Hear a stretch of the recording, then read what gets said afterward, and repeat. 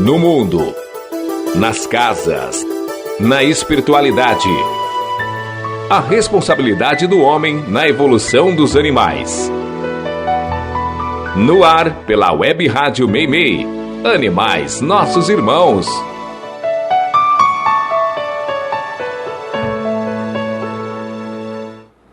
Bom dia, amigos e amigas ouvintes. Este é o programa Animais Nossos Irmãos, que você está ouvindo pela Web Rádio Meimei e vai ao ar todos os domingos às 10 horas da manhã. E para quem não consegue ouvir quando vai ao ar, pode ouvir pelo YouTube ou Spotify, onde todos os episódios estão disponíveis. E no programa de hoje, uma notícia inusitada no telejornal turco. Matadouros e umbral. O que eles podem ter em comum? Plantas e animais. Qual dos dois devem ir para o prato? Perigo nos céus e os cães de suporte emocional para astronautas. Tem alguma dica ou história? Envie para mim. O e-mail do programa é animaisnossosimãos2024@gmail.com. Repetindo, animaisnossosimãos2024@gmail.com. Agradecendo aos técnicos que ajudam a tornar possível esse programa, intercalando a mesa de som, Cid e Miguel. Eu sou a Vanderly, vem comigo em mais um programa.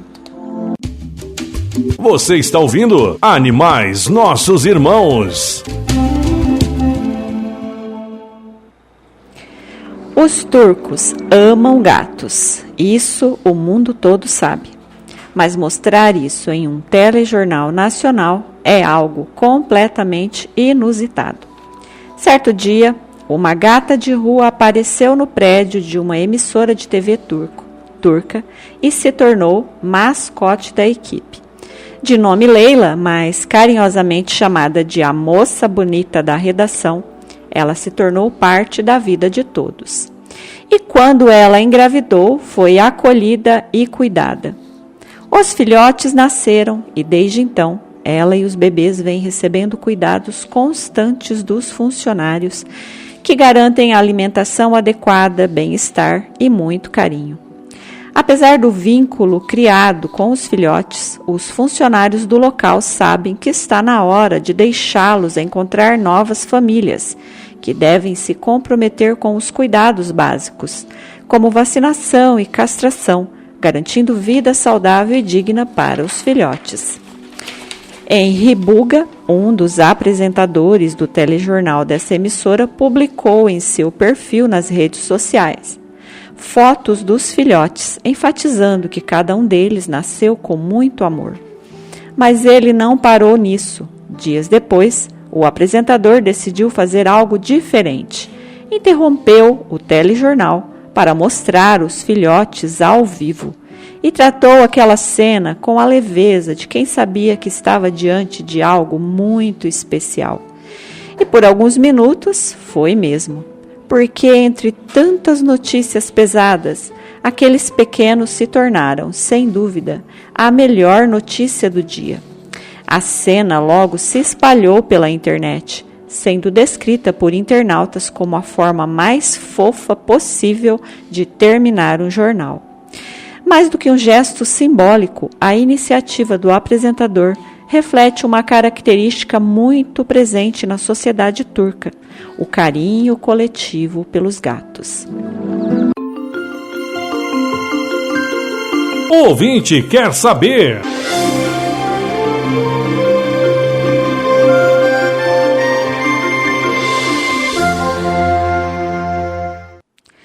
O ouvinte pergunta: é verdade que são os matadouros que alimentam o umbral? Li certa vez sobre as feitiçarias e trabalhos de pactos feitos por trevosos em locais onde animais são mortos e fiquei muito assustado. E se for, como a Terra fará a transição planetária, já que as pessoas não admitem viver sem a carne? Olá, amigo ouvinte, sua pergunta dará o que falar, mas vou explicar como entendo.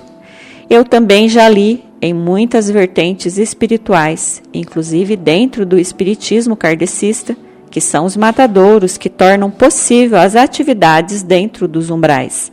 Entre elas, todos os trabalhos de feitiçarias e pactos.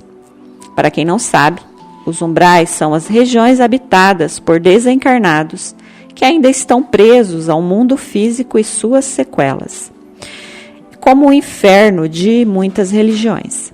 Mas o umbral não é local apenas de culposos e revoltados. Nas regiões mais profundas vivem seres que nem se quiséssemos conseguiríamos imaginar.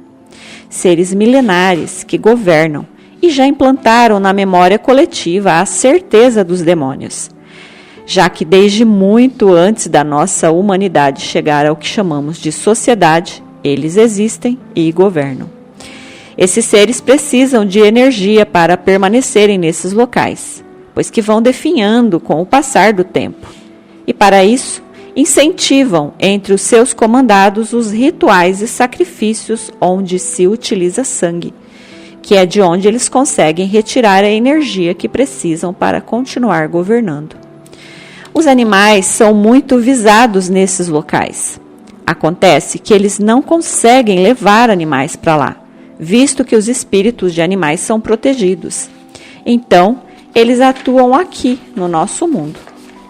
O ser humano encarnado ainda é bestial e facilmente manipulável, servindo de intermediário para esse fim. Quanto à sua pergunta, sim, os frigoríficos e matadouros são a fonte de quase toda a atividade dos umbrais. São nesses locais, onde a energia vital é farta e jorra sem parar, que os desencarnados umbralinos se fartam de energia viva, coisa que eles não produzem mais, mas que são necessárias para eles. Vou dar uma dica de leitura que vai sanar todas as suas dúvidas com relação ao assunto. O livro Magia da Redenção, escrito por Ramatiz, psicografia de Hercílio Maes, aborda o assunto de magias e rituais de sangue e as consequências disso em nosso mundo. E Ramatiz vai além ao abordar os rituais que possuem fins religiosos, mas que nada diferem daqueles de magia negra. A verdade é que o ser humano vive totalmente refém dos trevosos. São incentivados aos vícios e atitudes menos nobres para alimentar aqueles que vivem de vampirizar. E o consumo de carnes é, sem dúvida, o pior de todos os vícios, pois que vive da morte, sofrimento e dor de inocentes. E quanto à transição planetária, é sabido que apenas 1/3 da população mundial permanecerá aqui. Sendo assim, como já nos alertava Jesus, apenas os mansos herdarão a terra. Ao contrário do que muitos creem, que falar de vegetarianismo em nada tem a ver com religião, eu discordo totalmente, pois que será o vegetarianismo e, consequentemente, o fim de todas as práticas grotescas dentro dos frigoríficos e matadouros que tornará o planeta pronto para o salto evolutivo. Espero ter respondido sua pergunta e continue perguntando. Foi notícia! Foi notícia!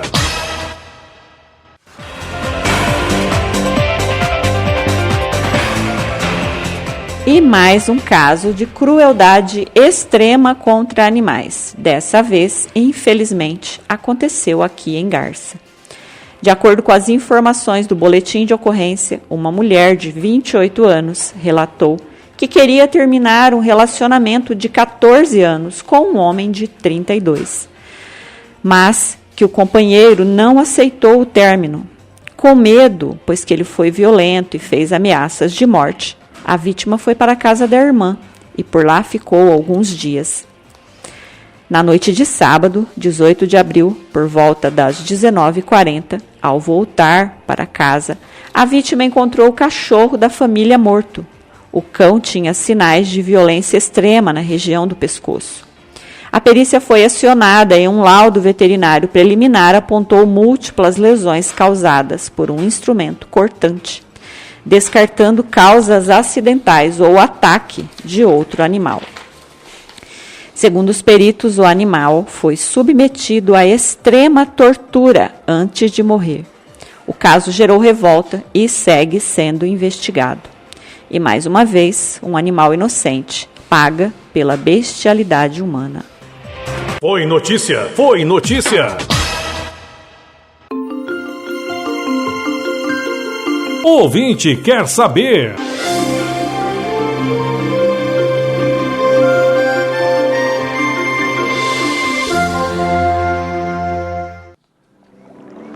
A ouvinte pergunta: plantas sentem dor? Se são seres vivos e já possuem espírito, os vegetarianos estão indo contra o que apregoam. Afinal, não seria errado comê-las também?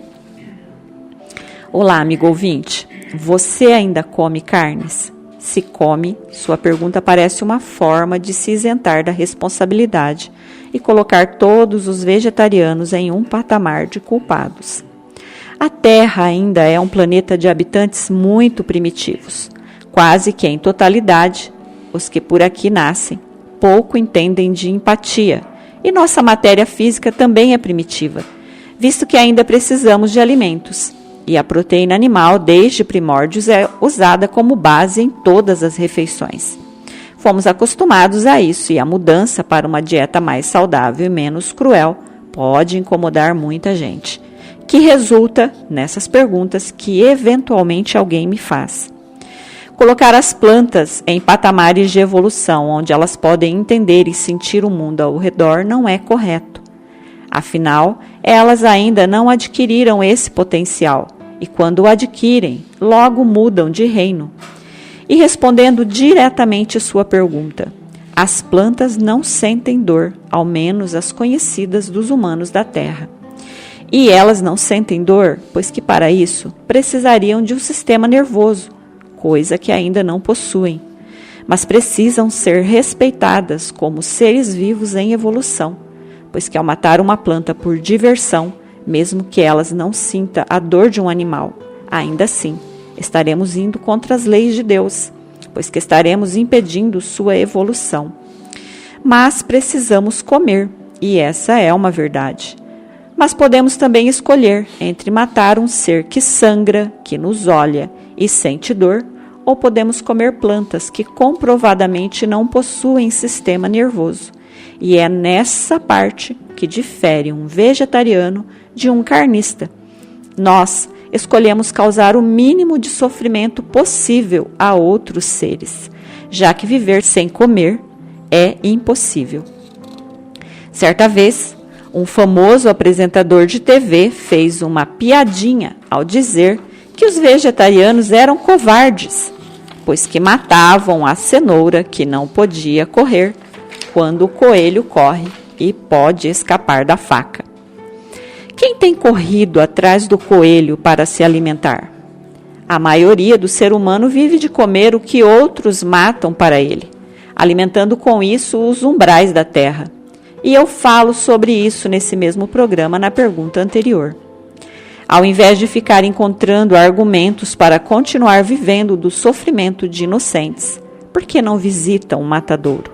Tenho certeza que mudará sua pergunta e sua forma de pensar. Espero ter conseguido responder sua pergunta e continue perguntando.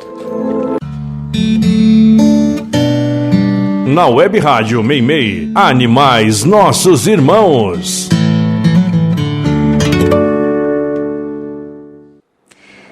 Pássaros e aeronaves. Todos nós sabemos os perigos que isso representa.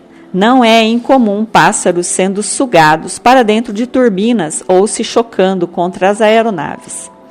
E quando se fala no assunto, é óbvio que as pessoas estão preocupadas com o risco que isso representa para os passageiros desses aviões. Afinal, para a grande maioria, pássaros podem ser descartados sem nenhum problema. Mas, e quando isso começa a colocar em risco espécies específicas de pássaros? Um parque nacional no Wyoming, Estados Unidos, implantou recentemente imitações robóticas artesanais perto do aeroporto de Jackson Hole de uma espécie específica de pássaro, o tetraz cauda de fazão, em um esforço para proteger essas aves que correm risco de extinção. Segundo o parque, a iniciativa visa reduzir futuras colisões de aves com aeronaves no aeroporto. Entre 1990 e 2013, pelo menos 32 pássaros foram mortos por aeronaves perto do aeroporto, muitos durante os meses de verão, quando as fêmeas e os seus filhotes estão mais ativos. Os pássaros robóticos são a solução criativa dos ambientalistas para afastar os pássaros verdadeiros das proximidades do aeroporto. As imitações foram confeccionadas em papel machê, em colaboração com alunos de escolas de arte local. Todos os pássaros foram colocados no campo ao sul da pista do aeroporto de Jackson Hole e configurados para imitar o tetraz cauda de fazão durante seus rituais de acasalamento, pois que o pássaro é conhecido por seu ritual de acasalamento peculiar, no qual os machos estufam o peito e abrem as penas da cauda, dependendo muito de paisagens abertas e específicas para se reproduzir. Autoridades da vida selvagem afirmam que realocar essas aves em período de acasalamento poderia reduzir significativamente o risco de colisões de aves, além de proteger uma espécie que já enfrenta perda de habitat por conta da urbanização. É torcer para que dê certo. Vanderly do Carmo está apresentando Animais Nossos Irmãos.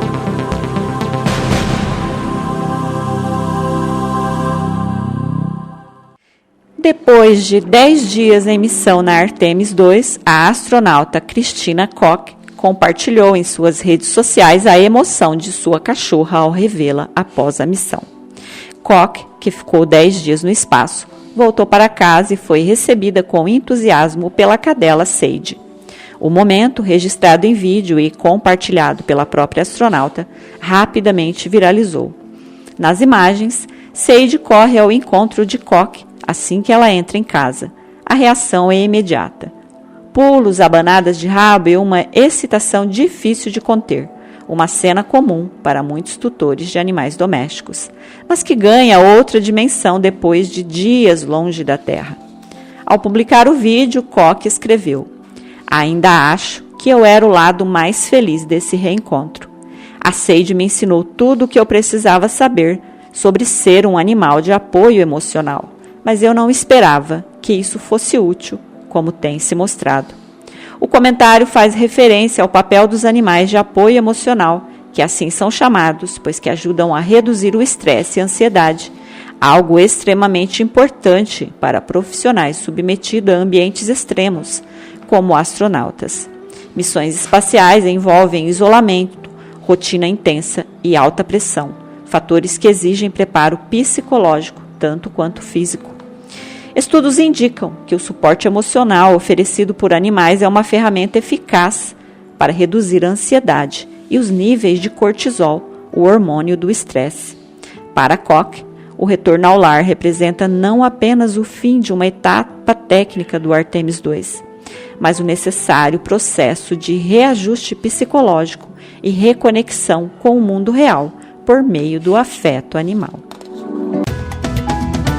Você sabia? E já que falamos em animais de suporte emocional, você sabe o que são? São pets, cães, gatos, aves e outros que oferecem conforto, segurança e redução de estresse a pessoas com transtornos mentais, como ansiedade, depressão ou transtorno de estresse pós-traumático. Eles não precisam de treinamento especializado em tarefas, ao contrário dos cães de serviço, os cães-guia. Os animais de suporte emocional não precisam ser treinados para realizar tarefas específicas, como abrir portas. Seu foco é o conforto emocional. Sua presença afetuosa é recomendada por um profissional de saúde. São cães de serviço. A interação com eles aumenta os níveis de ocitocina e dopamina, substâncias que geram bem-estar, e reduz o cortisol, hormônio do estresse. Embora cães e gatos sejam comuns, aves, coelhos e porquinhos da Índia também podem ser animais de suporte emocional. Para funcionarem legalmente, especialmente para viajar ou morar em locais restritos, é obrigatório um laudo de um médico psiquiatra. No Brasil, a regulação é estadual ou local, com acesso restrito a locais públicos em comparação aos cães de serviço. E comprovadamente, eles ajudam seus tutores a superar fobias sociais, incentivando atividades físicas e saídas de casa. Estudos indicam que a presença de um animal de suporte emocional pode reduzir os batimentos cardíacos do tutor. E aí, você conhecia esses profissionais fofos da saúde? E essa é mais uma curiosidade incrível de animais incríveis.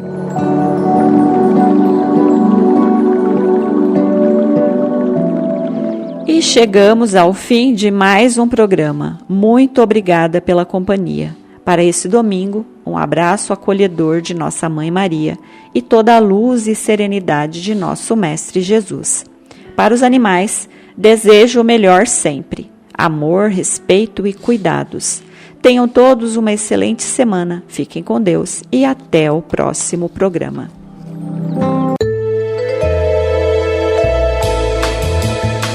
Você ouviu Animais Nossos Irmãos. Animais também são espíritos. São elos da nossa jornada evolutiva. Eles são os nossos irmãos.